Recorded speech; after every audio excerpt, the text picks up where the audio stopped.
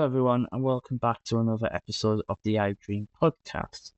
This week's episode is a continuation of the last episode, where we looked at the recovery from the 2024 Noto Peninsula Earthquake and tsunami, in particular around the area of Suzu City.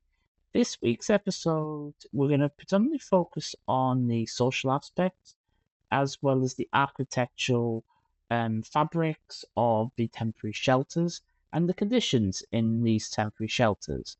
We hope you enjoy today's episode. In your paper, you mentioned about gender shapes recovery, experience, and in particular, and we've kind of touched a little bit on this as well, especially, um, older, women living on their own. So can you tell us a bit more about, that? So in Suzu, in my paper, I think I have a gender a population pyramid. It shows that there's a lot higher number of elderly women than elderly men in general in Suzu, and especially in places where such primary industries is prominent. A lot of the women, I don't want to generalize, but for the most part, from my research, they were stay-at-home wives or they stayed at home doing the gardening. So after some of them lost their partners in the earthquake or other things, and then it became really difficult for them to sustain that life, especially after having moved into the shelters and then not being able to apply for pension and not being able to do this and that they're used to. So if you go into the shelters, most of the people you see are elderly women, and they have their own community. There's not really that many men. I didn't really meet that many men in these communities. Or what I can say is that I saw a lot of elderly men helping in rebuilding houses. They weren't really in the shelters. I think that's fair to say. So it's a lot of these single income households or single person households were women, and it becomes very difficult for them to go back into society if they're not able to go back to their normal lives. And this trend, I don't think it's not just particular to Suzu. I feel like it's most remote regions in Japan. So I really do think it needs to be addressed, and it needs to be a bit more lenient towards elderly women. And the other thing is as well is that there's that other characteristic that women do generally live, longer than men in all cultures, and that could be a part of it as well. Is that we have to remember, especially as they get, you are going to have, in these rural areas you mentioned, more elderly women than elderly men if they're going to live longer, and we need to be respectful of that as well. So you're finding challenges at the assumption that temporary housing is automatically a success if it's delivered quickly. So the assumption is that, if you can provide a roof over their head within a certain time frame, they'll be happy, with what they've been given because it's a roof over your head. What are the policymakers then missing? Because that's not always the case, and we've seen this in multiple disasters now. Yeah, I do think if the temporary shelters are provided in a timely manner, it's definitely a success from a policymaker's perspective, because that's their immediate priority, right? So being able to give people houses right after the thing happens. We don't want people in the streets. We don't want people in these massive shelters crammed together. But in my research, I find that it becomes a challenge when people have to stay in these shelters for an uncertain number of months or years, or there's no end in sight, and they see their peers rebuilding, they see their friends, their family rebuilding, and they have to stay within these shelters. Are these shelters designed for such prolonged usage, for prolonged habitation? Most likely not. They're made for like the first 6 months, the first year. But if it goes beyond that, this stops being temporary. It becomes where they live now. So I think the policymakers need to have this in mind, like what happens when it stops being temporary? How will the occupants go back to normalcy, as we spoke before? How will they continue to live? Is this, if this becomes their home, how is this going to affect their livelihoods? I think that's a big question that needs to be addressed. In terms of the temporary accommodation, I'm guessing, and shelters, I'm guessing these are like prefab type, that are brought in, or are Yeah. they, in some cases, are they actually hotels? Because I know in some posters that says they use hotels as well. There's several different types in Suzu. There's the containers, there's the timber, there's the steel frame houses. There's not really that many hotels, and the main hotel that there is mostly being used by recovery workers and builders and stuff like this. So a lot of the time, people are staying in temporary, mostly container housings or trailer houses. Yeah, which are imagine quite small. And actually, in your paper, you describe how residents describe issues like insulation, which that Yeah, part of Japan is, in the winter in particular, can be pretty, rough pretty and icy. cold. Yeah. Yeah, But also noise, the limited privacy, lack of space. I can yeah, imagine, somebody who's lived yeah. in, who's stayed in these little, type of things. There's not a lot of space. So, No, what is the greatest impact does this have now on people's well-being? Is this a yeah. physical impact? Is it a mental impact? I think it really depends on the individual. For the most part, people in Suzu, they come from big households, like several bedrooms, but with two people living in it. So having to go from that into a very like a 17 square meter trailer is a huge social impact on them. Or other people were living with like by the coast or in the mountains and then living their peaceful life and then being crammed into a massive development with hundreds of people. This change in atmosphere and environment really has affected a lot of people. It's not something you can just adjust to in a few weeks. And if this becomes your life after 70 years of living a peaceful life, it's really a big shift in how you have to live. And I can imagine as well that shift, if it's more longer term, which is Yeah. sounds like it is in Suzu, what's Hmm. the impact on the quality of life? Because Hmm. if you are distressed and you are struggling, which can imagine some are, in these temporary Hmm. accommodations, that can impact on eventually down to physical health because the stress, as we Definitely. know, Yeah. stress puts increased increases heart disease, cardiovascular Yeah. disease. It really impacts that. So I can imagine this Yeah. is like a disaster that is, it's like a forever giving disaster almost. It feels like Hmm. from what you're describing, where Yeah.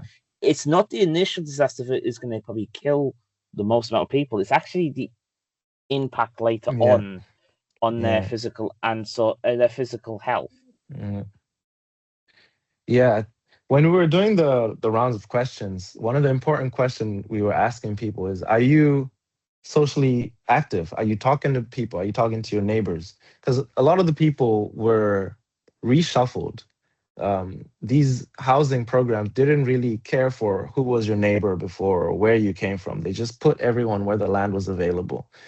So especially in Japan, it's not really that common to kind of interact with new neighbors for per se, unless you grew up with them. You don't really talk to your neighbors that much. So it was important for us to say, do you have any social interaction? And more often than not, people would say, no, I don't really leave my unit. I don't know people. So it was really weird in a way walking through these settlements because it was so eerily quiet. There'll be so many people on paper, but it was quiet. Why? Because people don't leave their house. They feel a level of discomfort being in a place they don't know, being around people they don't know. So this kind of staying indoors is called hikikomori in Japanese. I'm sure you know this. It's becoming a problem in Suzu and the Noto Peninsula as a whole. So eh, it's definitely affecting people's mental and physical health, especially over time. Yeah, and I know that in the UK there's a big push at the minute, even not even just post disaster, just generally for people Mhm. to communicate more with each other, especially with the elderly, because we've got this weird situation in the UK is that a large proportion of the elderly don't see anyone for a long time or they Yeah. talk to anyone because it's not this, as you mentioned, it's the same thing now in the UK. There's not a lot of engagement within Mm. communities, and No. it and that causes other issues of isolationism, and it's almost that worry that if people are not communicating, if anything happens to them in a medical sense, Mhm. there's no one there to Yeah. come swoop in and try and help. And Yeah. and that sounds like it's got worse because of these shelters, rather than it was before, where they might at least still have one or two people to talk to. Now Hmm. I feel like they've got no one to No, there's talk to. nobody. Yeah. Yeah, no, it's even worse because a lot of the people who were able to leave Suzu left. So the population is already disorganized. It's already a mess. So it's really challenging for people who are used to having their certain community around them or their children. Like if you're 80, you had your 50-year-old child and having them nearby was your life. And now they left and went to work somewhere else. So you have really nobody around you. Yeah, and I mean, the other thing is that because of these conditions, that we've talked Hmm. about, and almost the isolationism, that it feels like it's coming out there. Hmm. Residents then, some of them have decided to actually return back to Hmm. their houses, even though they may not be suitable, Hmm. to be habitable again. What does that tell us about A, the shelters, and B, the men, I'm trying to like mentality type of attitude that Yeah. they feel that this is their only way to survive is to go back to something that might not be very safe for them. Yeah. So it was quite common that people would go back to their house, but I think primarily is because the evaluation system we spoke about before. It's a lot of the houses were deemed still livable, right? So if they were deemed safe to live, if they were deemed unsafe to live, they would put like red tape around it. You can't go in.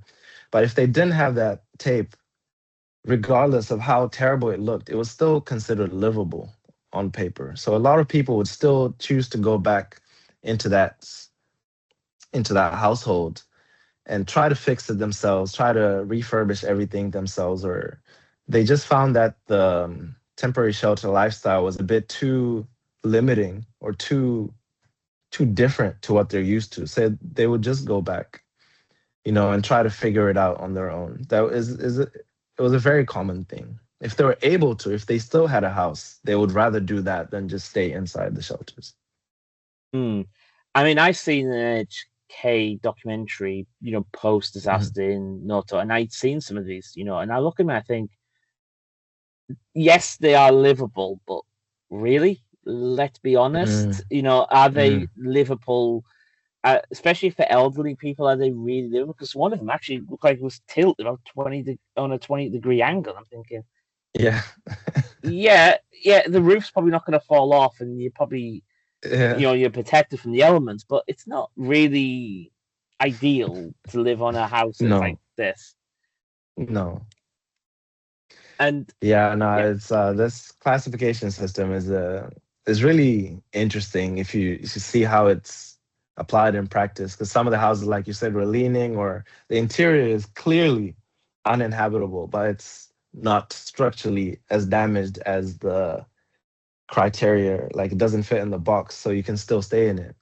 So it's what's right, in this context. yeah, and I noticed in your paper as well, you critiqued the Japan. for Japan's housing damage classification system. Is Hmm. the issue the assessment itself, or Hmm. or how does it connect to supporting eligibility? Because that type of housing, I can imagine someone who's quite young Hmm. could, they could, it's not ideal, but they could get away with living in that. But I can imagine for someone who has Hmm. limited mobility, that's no way you're going to be able to, Yeah. live in them situations. Mm. Um, yeah, so it's not the system itself that I had a problem with per se, because I'm sure it's been applied and tested in various situations and it's been proven to be adequate. But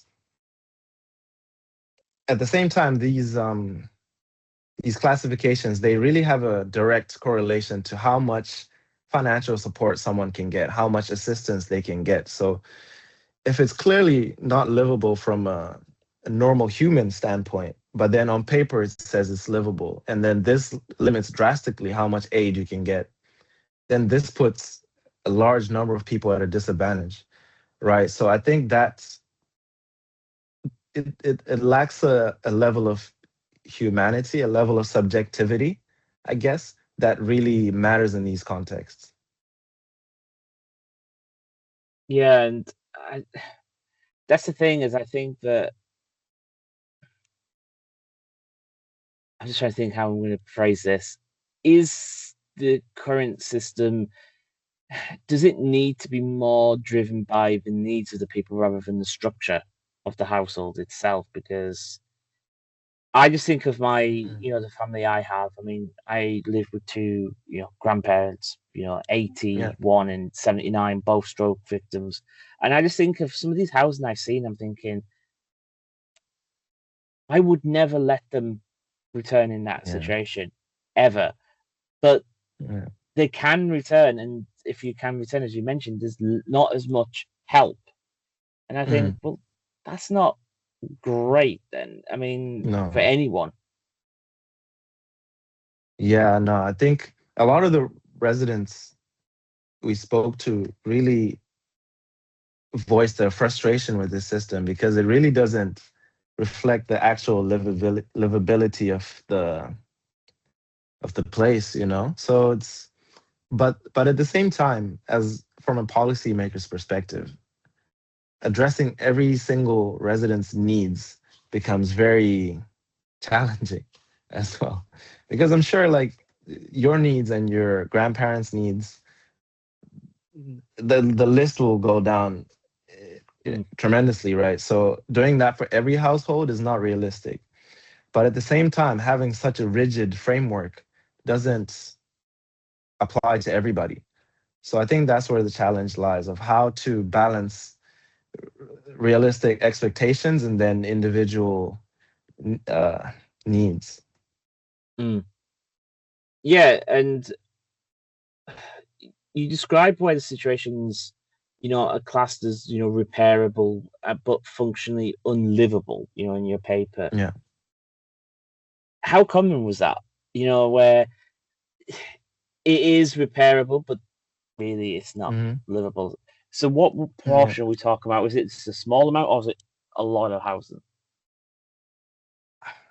It wasn't a lot of houses. In many cases, it was accurate enough because in Suzu in particular, a lot of houses were damaged beyond the point of any type of repairs, right? But it was common enough that it was a significant issue for me to talk about in the Mm, paper. It happened often enough that it needed to be addressed. yeah. And also, and we've talked about the paperwork, now a Hmm. couple of times, and you said that several residents, described the government paperwork as inaccessible. Now, Hmm. is this an issue with, the assessment methods? Is this an issue where it's to do with age-friendly recovery bureaucracy? Is this because I know you've mentioned that there is higher levels of illiteracy, in some of these residents. So Hmm. is this a an issue which that these residents can't seem, can't work out the paperwork? I mean, I've seen some paperwork and it's before, and it's quite intense and quite long. It is Or is intense. this or is this a way that it's confusing, for most Mm, people? Because I mean, I filled out some forms not long ago for something completely, different, and I'm trying to work out mm. what they were trying to ask of me. And is it just Yeah. that, or Like it's really challenging. Like some of the work when I was doing when I was a volunteer was helping some of these residents with the filling out the paperwork. And I'm not Japanese, obviously, so I'd had to have a colleague who would do a lot of the work as well. And these questions didn't make any sense to him even, So for an elderly person, like getting 10 of these letters in the mail every day, having to go through a lot of pages, and the wording is not designed to be the most helpful. It's not easy. It's not an easy life to live. And in especially is very common in residents over the age of 80, the visibility is not the greatest. So having to kind of navigate this, especially on their own, they said is it's really tiring. It's mentally draining. And what's common now more so is people would hire like a specialist lawyer or someone to come help with this kind of paperwork. But that's only for those who can afford this service, right? Some NPOs do offer this service, but then free service becomes overcrowded with people that can't afford it, right? So it takes time and it becomes really challenging. So yeah, it's not the friendliest procedures for elderly people. mm, But I noticed that the younger residents or the people with several household members, they didn't have too much of a problem with the paperwork because they could easily go to the board office and ask questions, or look up online what this means, or do these procedures with an app or something like that. But it's not the same for everyone.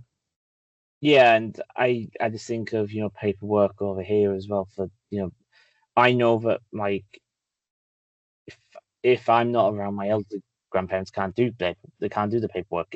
It just overwhelms them, and I Yeah. can imagine it being, Right. in a disaster situation. You've just recovered from a disaster, the shock of it all. Yeah. You might be in a place you don't know, and then you've got all this paperwork as well, and it's like it's not. I can just imagine not being, not very helpful even before we start. And then the Yeah. wording you mentioned about the wording. Is there any examples, where this wording is like what are they talking about type of wording? I can't think of an example per se, but yeah, it's just really tricky wording. Like um, there were some grants, I guess, which were people needed to fill in to get some support or livelihood expenses, they were calling them. But the wording for this was very kind of, it was like a trick question. Like all of these were sort of trick questions where they would make it difficult for them to kind of maybe get accepted into the program, I guess. But it's like even for uh, an able younger person, it would be very difficult to fill in. So I can't imagine it'd be any easier for an elderly resident. Mm. Yeah, and I can imagine that as well. And I'm just thinking as well, going back a little bit, and this is something that links to this, but it also links back Mhm, to these temporary shelters, and it links back mhm, to pensions and insurance and all this. And it's kind of an underlying theme that I've just been mhm. thinking about is, if you're in these temporary shelters, how are people able to process insurance, pensions, letters? Because I know that in the UK, if you don't have a permanent address, everything Mhm, stops straight away, pretty much mhm. straight away. In fact, a lot historically, you could you lose your bank account because of it, because you haven't Yeah. got a permanent address. So, what's the situation, with these residents? Because I honestly don't know about the way that works in Japan? Mm, And do they still have to use that permanent address, even though it's not, really there anymore? Or yeah. are they able to just use the temporary addresses for all their administrative Mm. processes? Um, I can't answer precisely, but what I do know is that the temporary shelter address becomes then linked to everything else that you used to apply for everything. So yeah, that's how it works in Japan. But it was strange though. Like some people would then vacate their temporary houses and then rent it to someone else, which is a big issue. So I guess that temporary shelter address becomes legally useful in other cases as well. Yeah, I just wanted to ask because I know that in the UK that can be an issue as well. Because if Yeah. you're living in a temporary shelter in the middle of a hotel, Mhm. which I know in this situation isn't the same thing, it's like No. it adds a complication, to the Yeah. bureaucracy. Um, Yeah. so one of the things that you introduced is this 3D printing housing, not as a Hmm. futuristic idea, but as now as a Hmm. practical recovery tool. Hmm. Why? um, I, I found it interesting because, well, primarily I did say I'm an architect, so material research was at the core of my undergraduate studies. So I found it very interesting, and the applicability of this technology in the disaster context hadn't been studied before.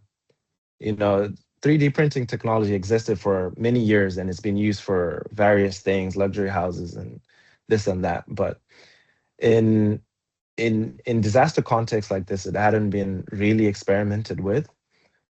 And given the findings of my research, it could significantly reduce the cost of rebuilding the house. It could even be a quarter of the cost. And you would need far less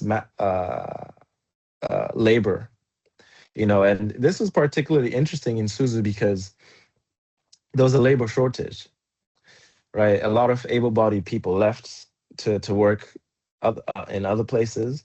So there was the labor shortage. Material costs went up higher, labor costs went up higher. So if you can have this technology, which doesn't require a lot of people to be on site, a lot of resources, just the initial investment, and then you can relocate the printer to different sites and print and just automate the whole process.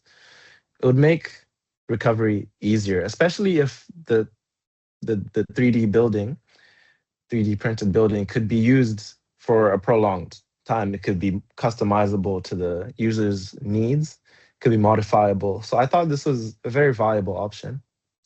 Mm. I'm just thinking, the 3D printing housing. Yeah. I want to push back. I want to try and push back on this just for a second. Go Is on. the risk, is the risk that these structures are not the integrity of these structures are not as strong as more permanent, the historically permanent housing? Because we know that after earthquakes, aftershocks are a major issue. Um, Yeah. Definitely after Noto, there was hundreds, if not thousands, of aftershocks. Mhm. So, are these buildings able to stand up to the integrity of these earthquakes, easily, or is there a risk that these buildings could collapse? This is a great question, but I can't really speak on too much detail because of the prototyping. But Yeah. I can say that uh, in particularly disaster, earthquake-prone regions in particular, any type of shelter has to go through rigorous testing, rigorous government restrictions, construction restrictions. So at this current stage, there's still a lot of work to do. There's ways in which you can make it more resistant, but by making it a hybrid with steel reinforcement, timber reinforcements. There's various things you can do, but at this stage, the limited testing kind of limits mass production of this. The prototype we can get away with. It gives us valuable data on what we need to work on, what's lacking, what's good, the cost of goods, but in terms of structural integrity, there's still room for improvement. there's still room for material experimentation, and it's still an aspect of reconstruction that could use a lot more investment. Yeah, now speaking in its defense, it's better than living in some of these, housing that have been Yeah, damaged, which another aftershock could bring the whole house down if it's yeah, not. yeah, So there is benefits as well. I'm trying to be balanced here on this, and yeah. I know that actually think about the housing for a second. Was there any particular type of housing, that was badly affected? Because I know that in Kobe in Mhm. '95, one of the reasons why a lot of housing collapsed was it was the more older housing that literally had a, like a steel, like a lead type roof, a very heavy roof and thin Mm, walls that were designed for typhoons and not yeah, earthquakes. So in Suzu, was it the similar type of housing, or was there a different design that was more yeah. structurally a problem? It's pretty much the same issue. So in Suzu, the housing type is basically the ground level is becomes a big open space with very few structural columns. People in Suzu, like I said, they live in big houses where they like to gather and have celebrations.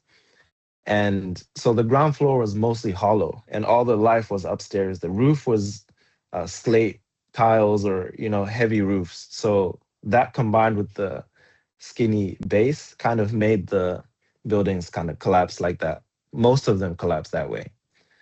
So it's really a structural and traditional construction issue. Yeah, and that's why I wanted to ask because it was just something that came to my mind that Mm, it 30 it was nearly 30 years difference between Kobe and these this the Noto earthquake, and yeah. whether Japan had learnt that lesson, and these houses are not being reinforced, Yeah. because we know that that's a vulnerability, them type of housing structures. Yeah. Yeah, and it's difficult as well for Noto because a lot of the houses were say over 50, 60, 70 years old, and then having them reinsured as well is not easy.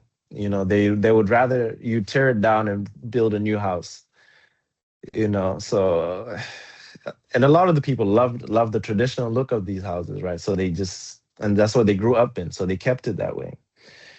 And unfortunately, it's not up to code, Mm. which the evidence shows. So yeah, it's unfortunate. Yeah, and coming back to the 3D printing, what Yeah. did you learn from the prototypes in use, by the recovery personnel? Mm. Um, it showed that there's really an opportunity here. If there's more research is done into it, if more funding got into it, we could build more prototypes, test it under different stress levels. Really let it go through the paces and see what needs more work to do. And it can really be financially an economically viable option because it's really quick to build. You don't need that much um, time.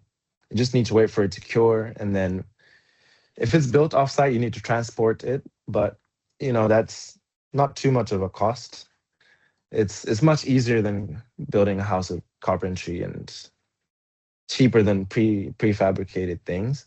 So there's definitely a possibility that this could be used in the future. Yeah, and I'm just thinking as well, given the risk of the Nankai Trough, earthquake, Hmm. in the future, and what we know of the projections coming out of Japan of the level of devastation if the whole Yeah, trough, goes in one go.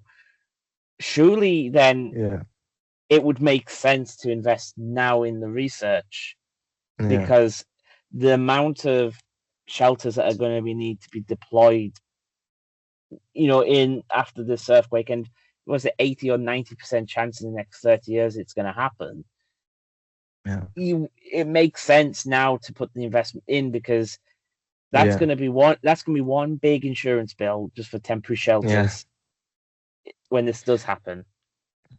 yeah. No, having been doing this kind of research, I think about this every day, and it's a very terrifying thought.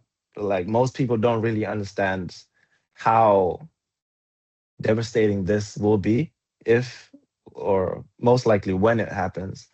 So it's really important to start planning now, start investing now, because once it happens, it's definitely too late.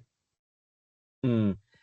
Yeah, and you know, how transferable are all the findings you've had, between the Hmm. prototypes of the housing, between the policy, discrepancies and everything you've done in this paper, you know, Hmm.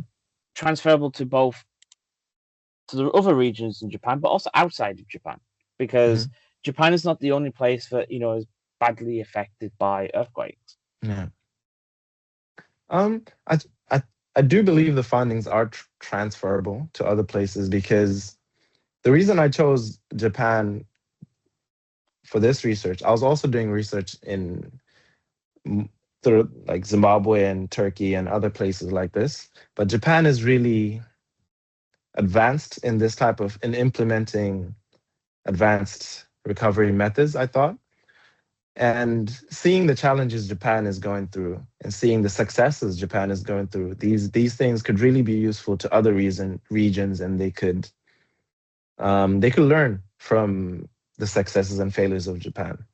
But then at the same time, Japan and Suzu in particular, it's a very specific set of events that happened for it to become this way. And it's not too common in other places. So there's that level of uniqueness to this region.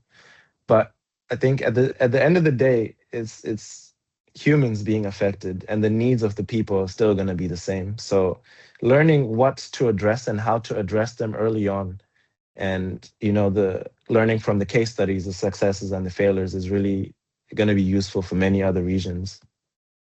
Yeah, and you mentioned success. What would success look like for Suzu City in 10 years' time? Success with Suzu. I think from what the people told me about Suzu, Suzu is a really beautiful place. It's a tourist destination. There's places like the Zekkei Kaido, the Zekkei, the Scenic Drive, the Blue Cave, and other many things like the coastal town. It is, right? And having seen how much devastation happened in this area, it really makes me sad, because residents would show me pictures from like back in the day, like events they would do, and seeing how it is now really made me sad. So I do think success for Suzu would look like reviving all of these things that aren't happening anymore. Revive the tourist sector, revive the tertiary, the primary industries, the agriculture. And I spoke about the depopulation in the area. If people manage to migrate back to Suzu, that would be a huge success, because I would be very sad to see a dwindling population, just elderly people, young people leaving, because it's really a beautiful place with beautiful people. So I just want to see it like full of life, not Mm. just devastation. Yeah, and the only slight issue now is that Japan has a declining population more broadly. Yeah, yeah, After this type of disaster, what is the likelihood of people, especially younger people, returning to these locations? Because most of the jobs are in the yeah, cities, yeah, most of what all the facilities they need are there. And do yeah. these little towns have a chance of recovery if the populations are not returning? I know I'm not gonna. I'm That's a not. very tough question. I know, and that's why I'm not But expecting the answer it. but it'll be unfair for me to say that they don't have a chance, because I see the effort Yeah, people are putting in. I see the amount of investment, the amount of love they're putting into rebuilding the city. But to be realistic, people are moving out, of these rural areas. So it's to be realistic, people can't expect it to be a population hub in 10 years, right? So there's just little things that they can do to attract people slowly and make it sort of a tourist destination that it once was. It This is very possible. It's very doable. So it's just picking picking the right battles at this point. So Yeah, and I mean to give a little bit of hope, if anyone if from Suzu is listening, in the UK, we very similar to Japan. Everyone just moved to cities and towns. But when COVID happened, the opposite happened. yeah, Everyone started moving yeah, back to the rural areas. So, and people realized that actually rural was better. So it's, mm, you never know. you You never know know. what? Yeah, whatever the population track is now, it doesn't mean it's going to be the same way in 10, 15 years. And artificial Mm, intelligence taking people's jobs might push hmm. people back to rural areas where artificial intelligence can't take your job as easy. Yeah, that's very possible. It's very Yeah. possible.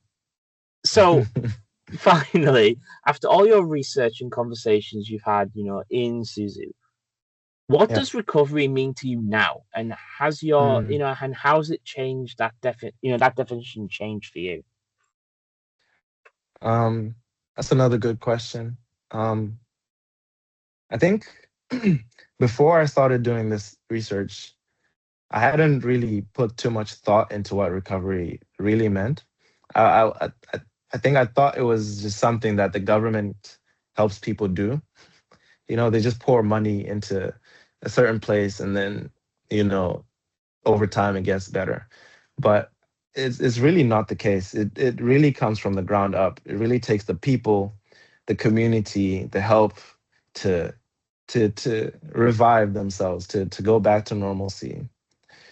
So recovery is not a top down affair. It's really ground up, and I don't know. It's not as linear a process as I thought. There's this ups and downs. There's this challenges, but at the end of the day, I think it comes down to the social systems, the architectural policies, and really help from everyone involved to really go back to normal. Mhm. And I think that's what a lot of the models, in disaster research sometimes don't, appreciate is this Hmm. non-linear approach, and that there are Hmm. some, that There are some. there are some, but I think that if you try to explain to policymakers, a lot of the models are more straightforward. Hmm. You go on this linear track, and you'll get this recovery. It's Yeah, obviously not that. It's not as simple as that. yeah, Um, definitely not. I think I'm working on another paper at the moment that addresses exactly that. So once I figure that out, maybe one day we can speak about that again. Absolutely, yeah. And actually thinking about this as well, future research. Is there more future research, you're going to be Hmm. doing on Suzu City itself, or Hmm. more broadly, around the Noto Peninsula? Honestly, I would love to. I'd love to. There's still so much to be done, and given where Japan is and the Nankai Trough and all these things happening, there's always going to be something that needs to be done, right? So I'm definitely still going to be involved, even though I'm working in a full time in a completely sort of different industry Mm. from that. But as much as I can, I'd love to continue doing my research.